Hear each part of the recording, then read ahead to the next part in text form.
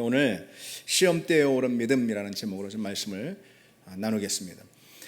그 옛날 군대는 여러분들 사극 같은 데서 보셨듯이 이렇게 북소리를 통해서 행군을 했습니다. 그리고 아군과 이 적군을 구분하는 것도 북소리를 통해서 아군의 북소리, 적군의 북소리가 다름을 다 알고 있었습니다. 전쟁터에서 군인들은 자기들의 북소리를 들었고 그 아군의 북소리, 아군의 지휘관이 보내주는 그 북소리를 통해서 진군을 하기도 하고, 그리고 또 대열을 펼치기도 하고, 전쟁을 치르기도 하고, 후퇴를 하기도 하고, 그렇게 했습니다. 우리 그리스도인들도 역시 마찬가지입니다. 우리는 세상 사람들이 듣고 나아가는 그런 북소리와는 다른 북소리, 다른 북소리에 맞춰서 우리 인생의 방향을 정하고 그 방향으로 행진하는 그런 사람들이라는 거죠.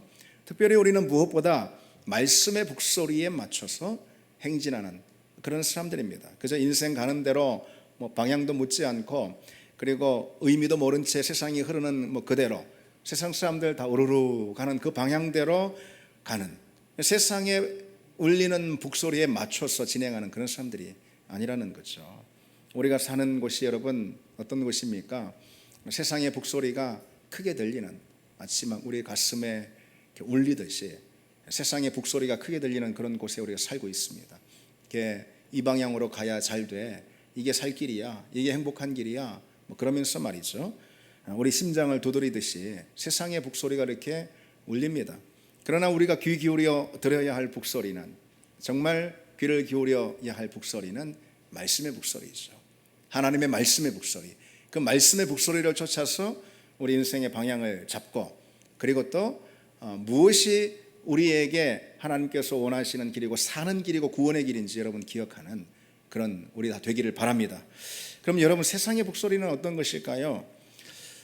오늘 그 점을 좀 나눠보려고 하는데, 특별히 세상의 북소리를 보여주는 성경의 대표적인 그런 내용이 두 가지 내용이라 이렇게 말할 수가 있습니다. 두 가지로 이 세상의 북소리를 성경은 표현해 주고 있습니다. 그게 뭐냐? 하나는 애굽의 북소리고 또 다른 하나는 바벨론의 북소리다 이렇게 말할 수 있으니까 사실 같은 북소리입니다. 애굽과 바벨론은 세상에 같이 세상이 추구하는 그런 바를 분명하게 보여주는 세상의 메시지입니다. 세상의 북소리를 상징하는 겁니다. 이스라엘 백성들은 바로 그 애굽과 하나님 사이에 끼어서 갈등했습니다. 이스라엘 백성들은 바벨론과 하나님 사이에 끼어서 끊임없이 양쪽으로 기우는 그런 모습을 역사 가운데 보여줬어요. 그래서 그 결말이 무엇이죠? 하나님의 심판 아니었습니까? 심판이었어요. 먼저 여러분, 애굽을 한번 보실까요? 애굽은 어떤 곳인가? 뭐니 해도 애굽에서 가장 먼저 떠올릴 것은 나일강이죠. 우리가 알고 있듯이 고대 애굽은 이 나일강의 범람을 통해서 살아갔던 그런 나라였습니다. 농작의 풍요를 누렸던, 그래서 참 거대한 한 문명을 이루었던 그런 나라가 바로 이 애굽이죠. 매년 7월부터 10월경이 우기입니다. 그때 비가 많이 쏟아지면은 나일강이 주변의 경작지로 범람을 하게 됩니다. 그때 이 범람한 황토물이 마치 자연 비료처럼 이렇게 돼가지고, 그래서 땅을 비옥한 토양으로 만들어집니다. 겨울 우리가 어릴 때 배웠던 나일강 삼각주, 그 비옥한 그 토양들 배우지 않았습니까? 바로 그런 것이죠. 그러면은 별 노력을 하지 않아도 정말 먹고 살 만한 많은 그런 풍요로운 작물들을 거둘 수가 있었던 거죠. 애굽은 그 나일강을 통해서 당시에 유례 없을 만큼의 부유하고 정말 큰 그런 문명을 이뤘습니다. 애굽은 그 나일강에서 모든 필요를 다 공급받았어요. 무엇이든 나일강이 다 공급해 줬거든요. 나일강은 그래서 그야말로 애굽의 젖줄, 인생의 젖줄이었습니다. 그런데 그 풍요를 주는 나일강이 오히려 믿음의 편에서 보면은 사실 대재앙과도 같았다, 이렇게 말할 수 있습니다. 애굽은 엄밀히 말해서 하나님이 필요하지 않은 그런 곳이었습니다. 하나님 없어도 얼마든지 잘 먹고 잘 살고 모든 것을 다 누리고 모든 필요를 다 나일강을 통해서 얻을 수 있는 그런 땅이 바로 애굽이었습니다. 나일강이 필요한 모든 것을 다 공급해 줬어요. 그래서 나일강이 그들에게는 곧 신이었습니다. 나일강의 이름으로 된 신도 있습니다. 그들은 나일강을 섬겼습니다. 그러니 애굽인들은 오로지 어디에 몰두했을까요? 어떻게 하면 나일강을 효과적으로 잘 관리할 수 있을까? 어떻게 하면 나일강을 효과적으로 잘 다뤄서 우리가 모든 것을 다 얻을 수 있을까? 그렇게 말이죠. 그래서 모든 그들의 지혜와 모든 그들의 에너지를 나일강을 이용하는 것에 거기에 다 몰두했습니다. 고대 애굽인들은요, 금지된 지혜를, 신의 지혜를 탐내는 사람들, 금지된 신의 지혜를 탐내는 사람들, 뭐 그런 별칭이 붙을 만큼 아주 지혜로운 그런 사람들이었습니다. 그래서 고대 애굽에서부터 기원이 된 그런 학문이나 과학들이 사실 많이 있습니다. 기하학과 측량술이 대표적입니다. 나일강이 이제 홍수로 범람을 하잖아요. 그러면은 경작지가 이제 다 거의 수몰이 되는데, 그리고 빠지면서 거기가 비옥한 토지가 되는 것인데, 그때 경작지를 다시 분배해야 되잖아요. 그것을 위해서 이런 기하학이나 측량술이 발전했다고 그럽니다. 애굽은 벌써 4,000년 전부터 그런 이제 측량술을, 그런 기술들을 이용했던 민족들이죠. 지금 천문학으로 발전이 된 점성술, 그때 당시에 농사를 지으려면 역시 별을 연구해야 되잖아요. 그래서 별을 관찰하고 점성술이 또 그때 발전을 했습니다. 우리가 지금 다 사용하는 태양력, 이것도 역시 먹고 살기 위해, 농사 짓기 위해서 필요한 그런 기술이죠. 말하자면은 그런 과학이라 이 말이죠. 이 태양력, 그리고 또 화학으로 발전이 됐다라고 말할 수 있는 연금술 같은 거 있잖아요. 이런 것들이 다 애굽의 지혜로부터 비롯이 되었다라고 말할 수가 있습니다. 사실 뭐 그런 사항들, 애굽이 얼마나 위대한 그런 문명을 이뤘는가 말하기 위해서 뭐 그런 사항들 일일이 나열하지 않고 피라미드를 한번 봐라, 미라를 만드는 기술을 한번 봐라, 뭐 그렇게 얘기하면은 뭐 두말할 필요가 없습니다. 수천 년 전 이들의 지혜가 21세기 과학 시대를 살고 있는 참 우리도 놀라게 하는, 흉내낼 수 없을 만큼의 그런 지혜를 이들이 다 가지고 있었습니다. 그래서 이들의 지혜는요, 성경에도 기록되어 있습니다.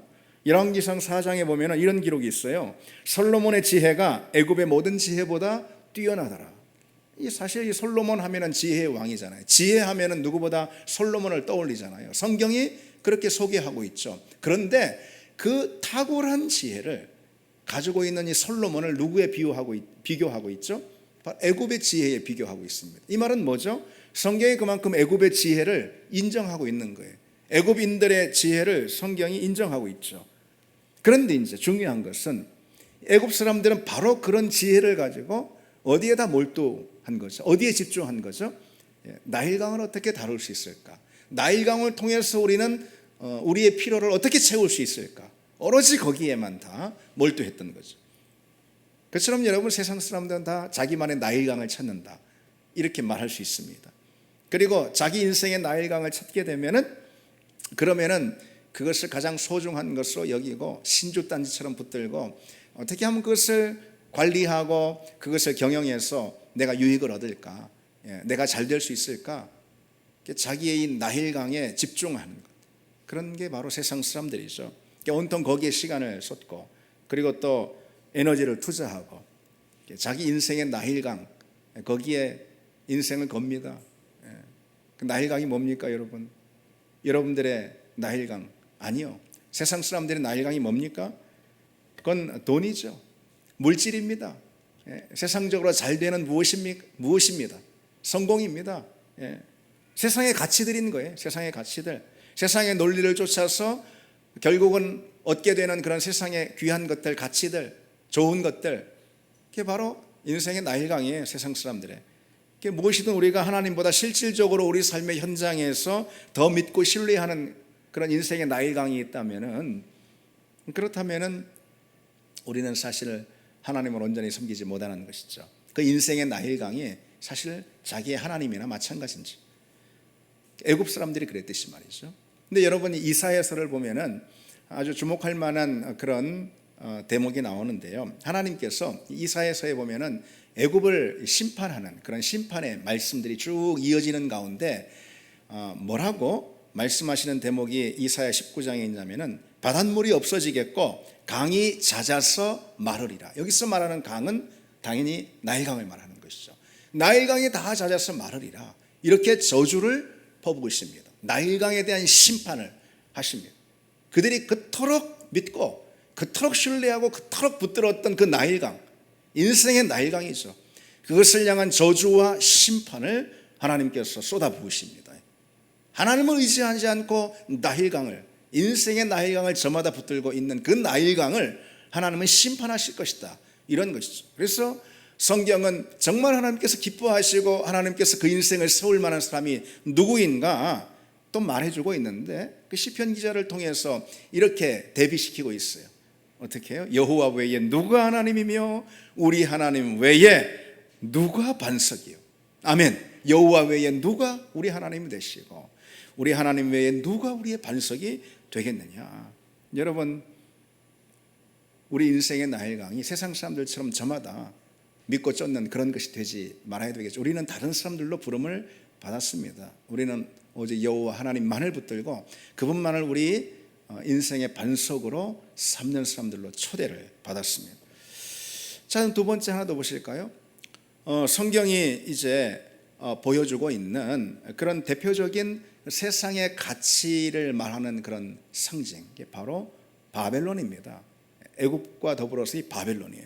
바벨론은 이 당시 어마어마하게 화려하고 큰 도시였습니다. 마치 지금의 서울이나 아니면 세계적인 그런 경제 도시인 뉴욕과도 버금갈 정도로 그렇게 세상의 모든 부가 다 거기에 몰려들었어요.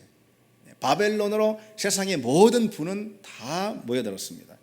그래서 그 바벨론의 부를, 그 바벨론의 그런 성공을 마치 상징적으로 보여주듯이 그런 화려한 건축물들, 다른 세상, 다른 도시에서는 볼 수 없는 어마어마한 그런 건축물들이 이 당시 바벨론에 세워져 있었습니다. 고대 그리스 역사학자인 헤로도토스라고 있죠. 이 헤로도토스가 당시에 바벨론이라는 도시에 대한 소문을 듣고요, 그렇게 동경했다고 그럽니다. 이 사람은 그리스 사람이잖아요. 바벨론까지 얼마나 거리가 뭡니까? 이때 당시로 오자면은 수개월 동안 여행할 그런 곳이잖아요. 근데 바벨론을 그렇게 동경했다고 그래요. 그래서 한번 꼭 가봤으면, 이 세계적인 역사가가 말이죠.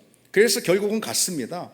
바벨론에 방문을 해서 엄청나게 크고 화려한 그 바벨론의 이 실상을 딱 목격하고선 감탄을 연발하는 그런 기록을 하고 있습니다.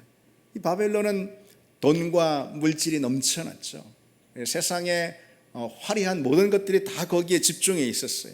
번영과 풍요의 상징, 그것이 응축되어 있는 곳이 이 시대 바벨론이었습니다. 그런 바벨론, 특별히 이 바벨론은 그 크기를 가늠할 수 없는 그런 어마어마한 건축물들이 많았는데, 여러분 대표적으로 그 지구라트라 그래가지고, 이 성경에는 그게 이제 바벨탑으로 이렇게 묘사가 돼 있죠. 지구라트, 큰 하늘을 찌를 듯이 세워져 있는 그런 건축물이죠. 이것이 바벨론에만도 수십 개가 있었습니다. 그런데 이제 그 중에 느부갓네살이 건축한 에테메난키라는 그런 지구라트가 있습니다. 바벨론에서 가장 강성한 왕답게 이 지구라트도 가장 크게 지은 것 같아요. 그래서 하늘에 닿을 만큼 높게 쌓고, 그리고 거기에 들어간 건축 자재로 이 벽돌만, 구운 벽돌만 해도 8,500만 장이나 들어갔다라는 그런 기록이 있습니다. 그리고 그 꼭대기에 크고 거대한 금신상을 딱 세우는 것이죠. 세상 누구도 바벨론에 오면은 바벨론의 화려함에 취할 수밖에 없게끔, 봐라, 이거야말로 성공한 인생이지, 이거야말로 성공한 도시지, 인생은 이런 게 돼야 돼, 그런 걸 상징적으로 보여주는 거 아니겠습니까? 우리가 가장 위대해, 모든 인생 우리를 부러워해야 할 거야, 그렇게 말이죠. 이스라엘 백성들이 그 바벨론의 멸망을 당하잖아요. 그리고 거기에 포로로 잡혀가지 않습니까? 작은 변방, 그 팔레스타인, 그 작은 유대 땅에 살던 이스라엘 백성들이 포로로 잡혀가서 그 어마어마한 도시 바벨론을 직접 목격했을 거란 말이죠. 우상의 도시로 치부했던 그 바벨론 직접 가서, 그 바벨론에 무너졌는데 이스라엘이, 근데 그 바벨론에 포로로 잡혀가서 직접 그 바벨론을 보니 그 어마어마한 광경을 봤을 때 다 눈이 휘둥그레졌을 것입니다. 이게 상상이 되지 않습니까? 야, 정말 엄청나구나. 이 바벨론의 국력과 이 영화, 이것은 이제 세상에 우리가 보지도 못하고 상상도 못했던 그런 어마어마한 찬란한 그런 도시다. 이런 문명을 이룰 수 있을까? 뭐 그러면서 다들 눈이 휘둥그레 그러지 않았겠어요. 뭐 비교가 될지 모르겠지만 마치 서울 구경을 간 이 시골 촌뜨기가 말이죠. 롯데월드 그 타워 보고 말이죠. 야, 뭐 눈이 그냥 동그랗게 눈을 뜨고선 놀라듯이. 뭐 그 이상이었겠죠. 그 이상. 수많은 유대인들이 그때부터 자신의 하나님 여호와를 버리기 시작했어요. 바벨론의 신인, 바벨론을 경영한다고 믿어진 신인 마루둑이라고 합니다. 이 마루둑이 우리 하나님 여호와 하나님보다 더 위대하고 큰 거 아닌가. 그러면서 말이죠, 하나님을 떠나고 하나님을 버리기 시작했다는 거죠. 실제로 여러분, 훗날에 70년이 지난 다음에 고레스 칙령에 의해서 이제 유대인들이 다 해방이 돼가지고선 자기 고향 땅으로 돌아갈 수 있게 됐잖아요. 이제 바벨론에 얽매여 살 필요 없어. 다 이제 돌아가. 이스라엘 땅으로 돌아가, 예루살렘으로 돌아가 했는데도 예루살렘으로 돌아가는 사람들이 그렇게 많지 않았습니다. 그 70년 동안 그 바벨론의 문화에 취해가지고선 야, 내가 여기서 성공해야지. 바로 저 사람들처럼 내가 여기서 잘 돼야지 하면서 이 유대인들이 또 얼마나 억척스럽습니까? 거기에 정착해 뿌리를 내리고 거기서 돈을 벌고 잘 되고 거기서 뭔가 이룬 그런 사람들은 70년 지난 다음에 이 해방이 선포되고서도 다시 유대 땅으로 돌아가는 사람들이 많지 않았다는 것이죠. 돌아가는 사람들은 제사장 그룹이나 정말 신앙이 좋은 그런 사람들만 돌아간 것입니다. 이들이 다 여호와 하나님을 버린 것이죠. 여러분, 오늘 우리를 한번 돌아볼 필요가 있겠죠? 세상이 얼마나 커 보입니까? 사실 우리 자신을 비교해 볼 때, 우리 믿음을 통해서 볼 때 또 우리 믿음 너무 초라해 보이고, 우리 복음도 너무 작아 보이고, 우리가 믿는 하나님 어디 계신지 잘 안 보일 때가 많고, 세상은 항상 우리 눈에 보입니다.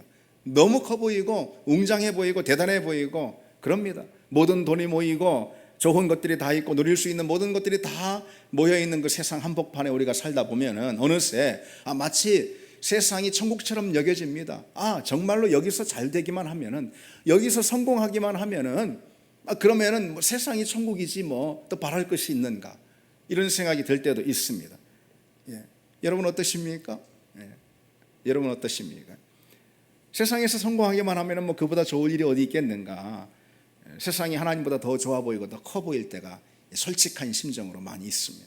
그래서 교회에서는 우리가 주여 주여 뭐 이렇게 하더라도 주님밖에 없어요. 뭐 오늘 찬양할 때도 그렇게 하나님을 찬양하고 해도 세상만 나가면은 금세 세상 사람들처럼 세상의 논리를 따라섭니다. 우리 체질이 완전히 세상의 논리로 이 체질화가 돼 있어서 세상의 논리를 따라 살고 세상의 가치를 또 추구해 삽니다. 그런 경우가 많죠, 여러분. 다들 찔리지 않길 바랍니다. 그런 경우가 많습니다. 세상 사람들이 좋아하고 감탄하고 달려가는 그 방향 그대로 우리 달려가는 거죠. 세상의 북소리를 쫓아서 달려갑니다. 더 힘써 달려갑니다. 다르게 살아야 되는데, 우리는 다르게 사는 사람들로 부름을 받았는데 그런 몸부림을 가질 때가 우리에게 적습니다. 십자가 구원이라는 것은 우리에게 너무도 필요하니까, 그래서 그것은 우리가 죽은 다음 천국 가기 위한 무엇인가로 보험처럼 이렇게 좀 걸어놓는, 그냥 그 정도의 신앙이고, 세상을 어디 그것으로만 살 수 있는가? 우리도 역시 그런 세상의 논리로 생각을 하는 겁니다. 그래서 교회 밖에서는 세상 사람들과 똑같은 목적을 가지고 원하는 소원을 들어보면은, 바라는 바를 들어보면은, 걷는 방향을 보면은 그런 경우가 참 많습니다. 부정할 수가 없어요. 세상 사람들과 똑같은 목적을 가지고 똑같은 생각을 가지고 세상의 대열에 끼지 못할까 안달하며 그 대열에 끼려고 하는 그런 모습들이 우리에게 있습니다. 근데 자꾸 부정적으로 말씀드려서 죄송한데 일면 우리 그런 모습들이 있죠. 그게 바로 바벨론의 논리이고, 그리고 애굽의 논리입니다. 사실 여러분, 오늘 우리에게 그런 바벨론의 가치, 애굽의 가치가 얼마나 깊이 스며들어 있습니까? 나도 모르는 채, 나도 느끼지 못할 정도로 그런 바벨론의 가치와 애굽의 논리가 스며들어 있습니다. 그래서 기도도 바벨론의 논리로 기도합니다. 신앙생활도 애굽의 가치로 신앙생활을 하려고 하는 그런 경우도 우리에게 있습니다. 그런데 그런 애굽과 바벨론은요, 시대마다 늘 있었습니다. 예수님 시대에도 있었습니다. 세상의 세상의 성공을 한 번에 보여주는 그런 어떤 도시, 그런 상징, 이것은 어느 시대나 있었어요. 예수님 시대는 어디였을까요? 그게 바로 가이사라 빌립보였습니다. 오늘 본문은 그 도시 한복판에 서신 예수님과 또 제자들을 등장시키고 있죠. 가이사라 빌립보는요, 유대 땅에 세워진 로마식 신도시였어요. 그 도시는 예수님 당시 갈릴리 지역의 통치자였던 헤롯 빌립이라는 사람이 갈릴리 북쪽에 건설한 신도시입니다. 지금만 있는 동탄처럼 신도시가 있는 게 아니었어요. 그때의 신도시, 훨씬 더 많은 부가 집중이 되었습니다. 근데 그곳의 원래 이름은 파니아스예요. 파니아스. 그런 한 작은 도시였는데 거기에 이제 신도시를 이제 건설한 다음에 자기 이름인 빌립, 그리고 또 황제의 칭호인 가이사라, 이것을 이렇게 붙여가지고 가이사라 빌립보 또는 빌립보 가이사라, 이렇게 새롭게 개칭을 한 것입니다. 그 도시를. 헤롯 빌립은요, 그것을 아주 세련되고 웅장한 로마식 어떤 도시로, 그때 당시로 보자면 초현대식 도시인 거예요. 그런 도시로 꾸몄어요. 그래서 곳곳에 로마 건축물들이 절비해 있고요. 여기가 로마인가 여기가 유대 땅인가 구분이 안 갈 정도로 그런 로마식 건축물들이 절비해 있고, 그리고 로마식 대리석 도로가 쭉쭉 도시 향해서 뻗어 있었습니다. 그 갈릴리 촌동네 어부들이 그런 도시는 아마 처음 가봤겠죠. 그곳은 시골 어부 출신의 이 제자들의 마음을 빼앗을 만한 것들, 시선을 빼앗을 만한 것들로 온통 가득했을 것입니다. 그곳은 로마의 부와 권력을 가장 생생하게 보여주는 그런 곳이었어요. 아, 과연 로마가 이런 곳이구나. 그러니 우리가 지배를 이렇게 받는 것이지. 이런 생각이 들 정도로 로마의 권력과 부를 생생히 보여주는, 그것도 유대 땅에서 보여주는 그런 곳이 바로 이 가이사라 빌립보였어요. 세속의 가치가 모든 것을 압도하는 그런 곳입니다. 다른 모든 건 다 쓸데없어요. 다른 모든 건 다 하찮은 거예요. 세속적 가치, 오로지 잘되고 오로지 번성하고 부유하고 행복하고 만족하고 필요한 모든 것들을 다 누릴 수 있고, 그런 웅장한 것들, 대단한 것들, 그런 것들이 최고야. 그 외에 다른 게 뭐 쓸데있는 게 있어? 하면서 이런 세속적 가치가 다른 모든 것들을 압도하는 그런 도시, 이 상징적으로 바로 이 가이사라 빌립보였습니다. 제자들은 그 풍요로운 도시에서 얼마나 위축이 됐겠습니까? 얼마나 그 도시가 부러웠을까 금방 짐작이 됩니다. 그런데 바로 그 순간 주님께서 물으시는 거예요. 오늘 본문이 바로 그런 장면입니다. 뭐라고 물으시죠? 너희는 나를 누구라 하느냐? 너희는 나를 누구라 하느냐? 우리는 이 점이 참 중요하다고 오늘 이 점을 주목해 봐야 합니다. 주님께서 다른 어떤 곳이 아닌 세상의 힘과 권력, 모든 것이 다 집중되어 있는 바로 그 도시 한복판 가이사라 빌립보에서 제자들에게 물으신 질문이 너희는 나를 누구라 하느냐? 이 질문이었다라는 것이죠. 다시 말해서 그건 뭐죠? 제자들에게 신앙 고백을 요구하시는 대목이죠. 주님은 얼마든지 다른 곳에서 제자들에게 신앙 고백을 요구하실 수가 있습니다.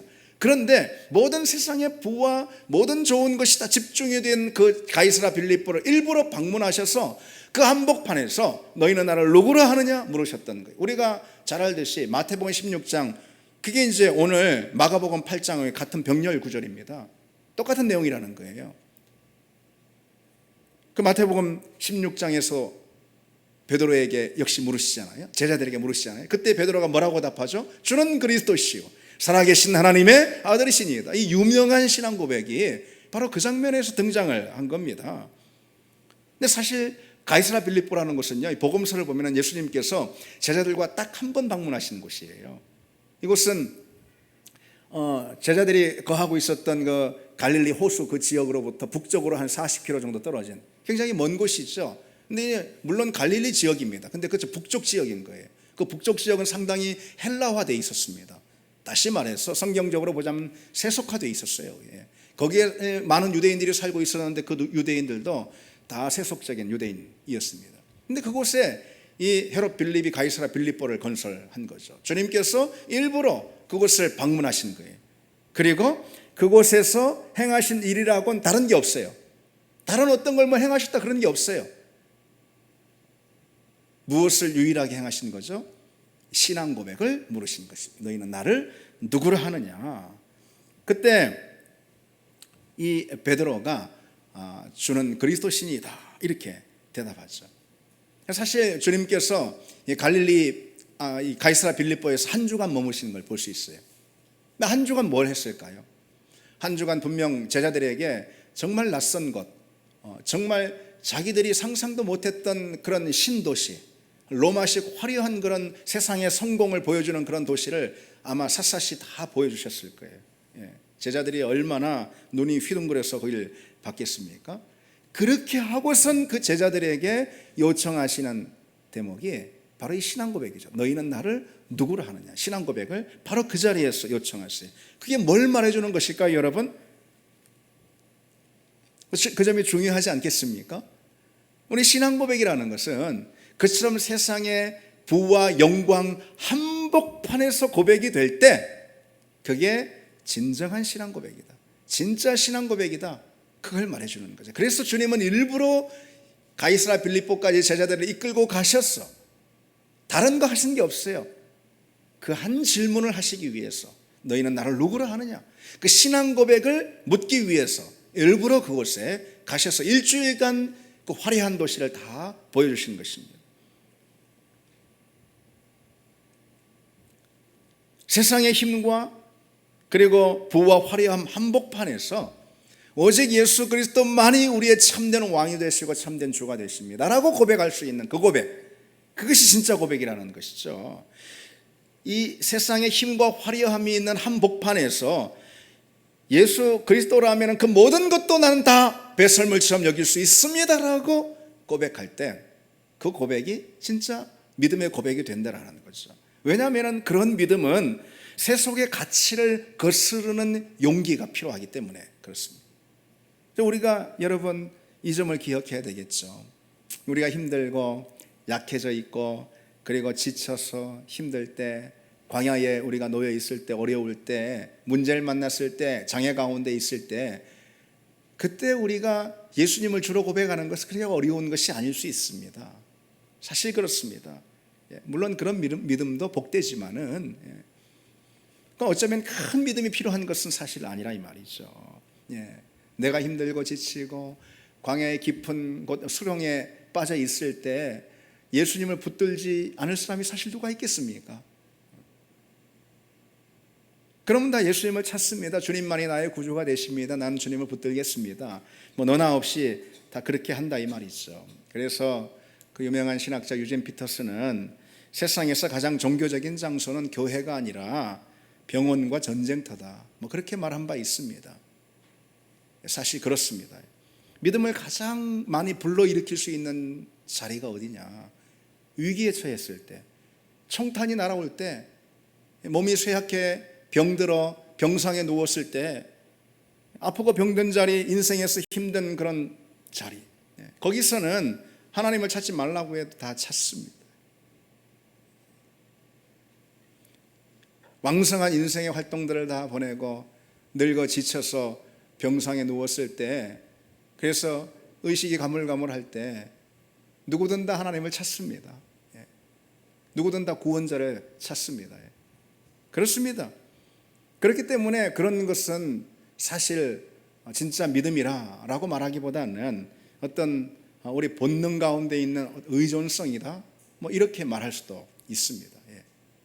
오늘 주님은 그와 같은 자리, 우리 인생이 약해지고 광야에 처해 있어 수렁에 빠져 있을 때, 힘들 때, 그런 때에 우리 주님은 제자들에게 믿음을 요청하지 않았다라는 그 사실을 우리가 주목해야 합니다.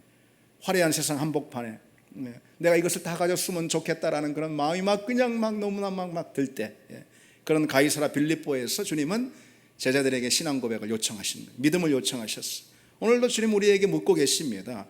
우리가 모든 좋은 것들로 둘러싸여 있을 때, 비록 우리가 그것을 다 지금 현재 누리진 못하고 있을지라도 우리 주변에 그런 것들로 내가 둘러싸여 있을 때에 주님은 우리에게 물으시는 거죠. 너는 나를 누구라 하느냐?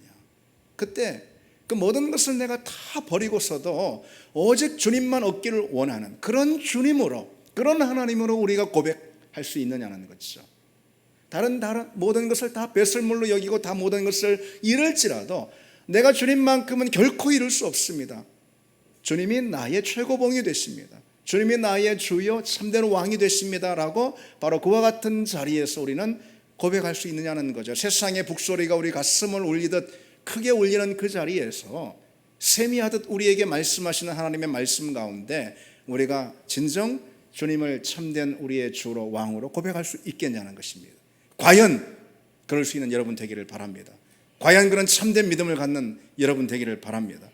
애굽의 가치, 바벨론의 가치, 세상의 가치 한복판에서 다들 그것을 동경하는 가운데 오직 주님만이 나의 전부가 되십니다. 나는 주님으로 충분합니다.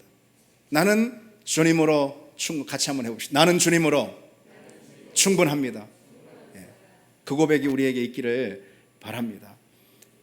오늘 본문을 다시 보시면은요, 주님께서 그처럼 이 세상의 가치, 돈의 가치, 성공과 세속적인 영광, 이 모든 것이 압도하는 그런 가이사라 빌립보 한복판에서 말씀드렸듯이 너희는 나를 누구라 하느냐 이렇게 물으셨을 때 베드로가 앞장서서 뭐라 그럽니까? 고백하잖아요. 주는 그리스도시이다. 마태복음으로 보자면은 주는 그리스도시요 살아계신 하나님의 아들이시니이다. 당당하게 고백합니다. 제자들 다 그런 고백이 있었던 것이죠. 세상의 성공과 재물이 아닌 오직 예수 그리스도만을 쫓는 신앙 고백을 갖습니다. 뭐 그런 고백 아니겠습니까? 그렇죠? 내가 보이는 이 모든 것들 다 아니고서도 나는 주님만 붙들겠습니다. 그런 고백 아니겠습니까? 그런데 바로 그때 주님께서 베드로와 제자들의 신앙 고백이 진짜인지 시험하시거든요. 주님은 베드로의 신앙 고백이 있은 후 기다렸다는 듯이 이 말씀을 던지십니다. 오늘 31절이에요. 인자가 많은 고난을 받고 장로들과 대제사장들과 서기관들에게 버림받아 죽임을 당하고 사흘 만에 살아나야 할 것이다. 다시 말해서 십자가의 길을 예고하십니다. 그 순간 베드로가 어떻게 반응하죠? 갑자기 뭔 십자가 얘기입니까? 하면서 화들짝 놀라가지고선 저항하지 않습니까? 항변하지 않습니까? 십자가 같은 말 하지 말라고 손사래를 치지 않습니까? 베드로의 신앙 고백이 진실하지 못하다라는 것이 드러나는 그런 순간입니다. 베드로는 주님을 향한 신앙 고백을 드리면서도 사실 성공을 바라고 있었던 거죠. 예수님이 잘 되시면, 예수님이 예루살렘의 왕으로 입성한 진짜 왕 있잖아요. 그들이 진짜 왕 이상하네. 그들이 믿는 방식의 그런 왕 있잖아요. 그렇게 입성하시면 내가 한 자리를 얻을 거야. 나도 그때 잘 될 거지. 뭐 그런 생각을 가지고 사심입니다. 사심 가지고 그런 신앙 고백을 드렸던 것입니다. 그 순간 주님이 십자가를 통해서 베드로의 그 신앙의 진실성을 확인하고 있으신 것이죠. 그리고 오늘 본문에 이렇게 마무리가 됩니다. 34절이죠. 무리와 제자들을 불러 이르시되 누구든지 나를 따라오려거든 자기를 부인하고 자기 십자가를 지고 나를 따를 것이라. 우리가 자주 주님을 향해 신앙 고백을 합니다. 오늘도 찬양 가운데 예배 가운데 신앙 고백을 합니다. 넉넉히 했습니다. 신앙 고백을. 그러나 그 믿음이 정말 진실된 믿음인지는 주님께서 따로 확인하신다라는 거죠. 어디에서? 십자가라는 시험대에서 확인하신다라는 것입니다. 우리에게 주신 십자가를 외면하고 곧 자기 십자가를 외면하고 십자가의 길을 거부할 때 그것이 바로 리트머스 종이가 되는 것입니다. 그게 가짜 믿음임이 확인되는 것이죠. 오직 십자가를 받아들이고 십자가를 통과하며 십자가의 길을 걸을 때 비로소 우리 믿음이 진실하다라는 것이 확보가 되는 것입니다. 고린도후서 13장 5절에 이런 말씀이 있습니다. 너희는 믿음 안에 있는지 너희 자신을 시험하고 너희 자신을 확증하라. 믿음 안에 있는지 너희 자신을 시험하라. 이런 말씀이죠. 우리가 진정 믿음 안에 있는지 우리는 시험하고 확증할 필요가 있다라는 건데 주님은 뭐라고 말씀하시는 거죠? 그 믿음은 무엇을 통해서 증명이 되고 확증할 수 있는 테스트가 되냐? 무엇을 통해서요? 십자가. 십자가 신앙 고백이죠. 십자가 신앙 고백. 우리가 자기 십자가를 기쁘게 받아들이고 기꺼이 주님께서 우리에게 맡기신 십자가를 받아들이고 감사함으로 그 자기 십자가를 통과할 때 우리 믿음은 진짜 이미 확증이 된다는 것입니다. 내가 내 믿음이 진짜야 라고 주장하는 것은 소용없습니다. 주님이 우리 믿음을 인정하시는 그 믿음이 중요한 것이죠.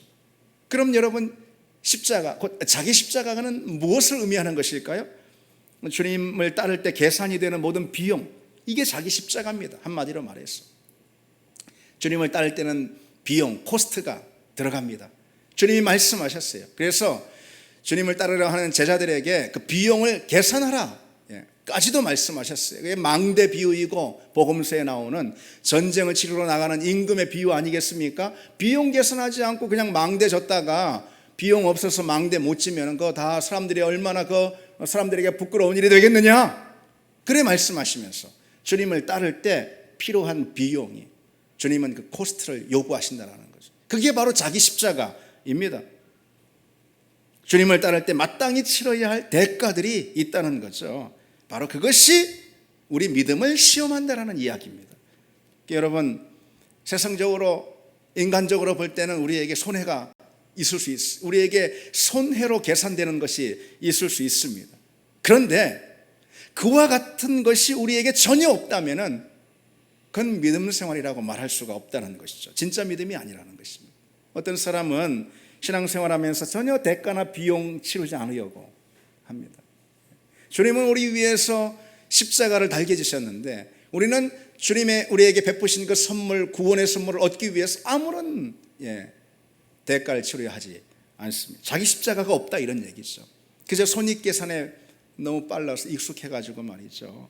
그래서 내 시간, 내 인생, 내 가진 것에 피해가 없길 바라는 그런 마음들이 우리에게 있을 수 있어. 여러분들이 다 그렇다라는 게 아니고, 만약 그렇다면 그건 진짜 신앙이 아닌 거죠. 그래서 여러분, 우리 신앙이 진짜 신앙이라는 것을 우리 신앙 고백이 참된 신앙 고백이라는 것을 보여주는 것은 우리가 찬양의 자리에서 목청을 높여서 목에 핏대를 세워서 찬양하는 그런 것이라기보다도 내 믿음이 십자가라는 시험대 위에 올려졌을 때 평가가 됩니다. 그 십자가의 시험대는 다른 것이 아닙니다. 내가 주님 때문에 정말 얼마나 수고를 하고 있느냐, 내가 하나님의 교회를 위해서 얼마나 많은 것을 섬기고 있느냐, 얼마나 내가 하나님 나라를 위해서 값비싼 비용들을 치르고 있느냐, 믿음 때문에 내가 얼마나 많은 욕심을 버리고 있느냐, 내 시간도 뺏기고, 사실 뺏기는 건 아닌데 어쨌든 내 입장에서 볼 때 시간도 뺏기고 또 몸도 마음도 뺏기며 헌신해 드리고 자기 희생이라는 대가를 치러드리고 있느냐, 이것이 곧 우리 믿음을 시험하는 시험대라는 이 사실을 여러분 기억하시기 바랍니다. 그리고 그 시험대 위에서 누구든 우리 모든 성도들은 하나님께 인정받는 그런 믿음의 사람들이 다 되기를 바랍니다. 같이 찬양 드리겠습니다.